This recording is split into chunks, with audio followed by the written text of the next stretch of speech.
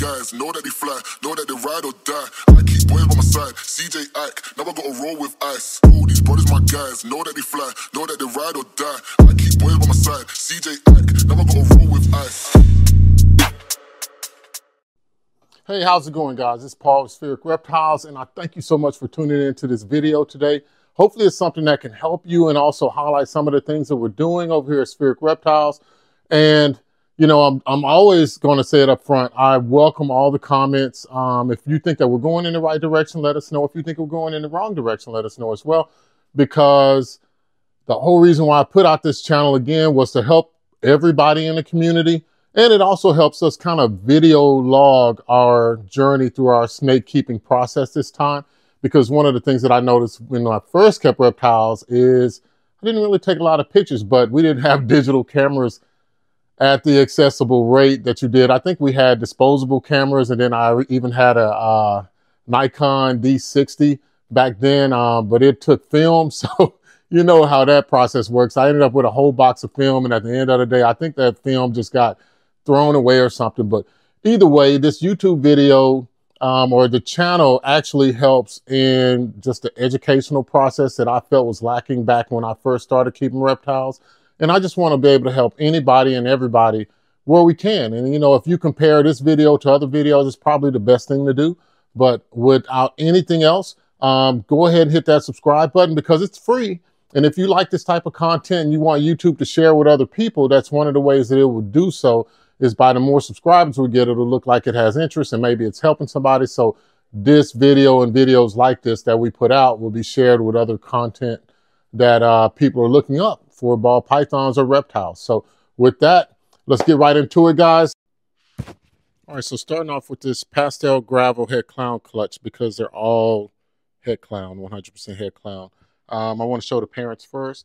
We have a pastel gravel female that was bred to a clown male that we thought was Orange Dream, but he did genetic test for not being Orange Dream. So, but they did produce a very beautiful clutch of 8 viable babies. We had mostly male dominant. I think we had 5 males and 3 females. So starting with Mercury, she is our female head clown. I just didn't really feel confident in saying that she was gravel because I couldn't see it until we get her genetic tested. So for now, she is just a head clown, definitely very pretty for making clowns and things like that, or just a really good example of a normal.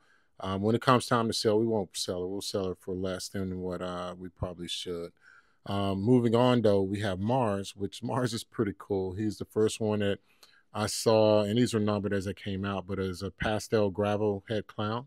Really good example of it, and you know, it just looks really, really good.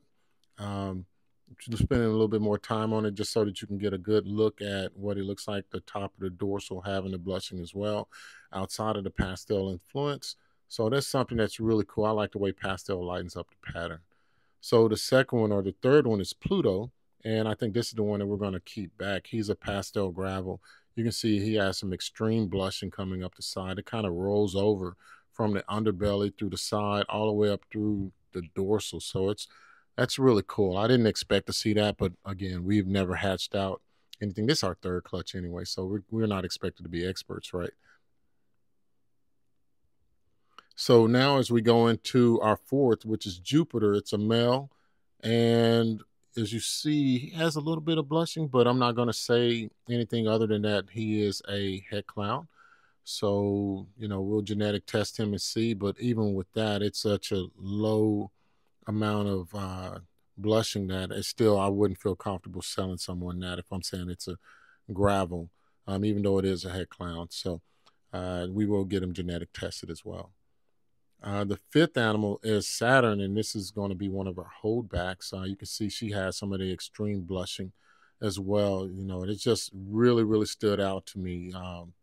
How much the pastel influence cleared the way to allow the blushing to go through. And so that was a really good surprise for us as well. These babies were really small when they hatched, so I don't know if you can really tell, but about 50 grams was the average, so that's really small. This is Earth. Earth is our female, just a gravel, so she's a gravel head clown. Again, we're going to shed test her because I just want to be 100% positive. I keep stressing shed testing because that's what it's there for. But if either way, I believe she'll be a holdback, especially if she comes back and she's positive for gravel. We're going to keep her so that we can work that TSK Hypo DG clown project and, you know, see how it works. This is Neptune. Neptune is a male, and I am saying that he's a gravel, just like Earth was. He's a gravel head clown. Still up in the air as to whether we're going to hold him back or not. We might, just so that we can make some other forms, but I don't want to breed a brother to a sister anyway, so I think we might just try another pairing. But he's so active. And the last one is Soul. Soul is our head clown. And you can see blushings coming up through all of them. So they may all test to be, you know, gravel.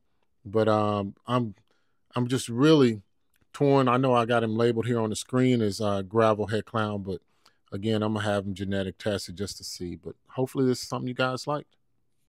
Again, please comment and let me know what you think. I hope that you like this video and the way that we set it up. I tried to do a close-up view for each one so that you could see exactly the pattern morphs and maybe helping your identification of this gravel morph, which is still part of the yellow belly complex, or you could call it part of the asphalt or gravel complex. I don't know, but they're all part of the same complex, right? So if it helps you to identify your snakes, then please let me know. If it doesn't help, or if you can have any suggestions on some of the morphs that I may have missed, because this is my first time working with gravel. We do have a breeder gravel that we shed tested, but I haven't sent these sheds out yet. So any comments would help. And then if you really like this video, like it and subscribe it. And if you want to, you can share with someone else, maybe get a second opinion on what you think these morphs are. And if nothing else, guys, enjoy the time that you spend with your reptiles. And please, please, please cherish that time that you have with your families. Thank you.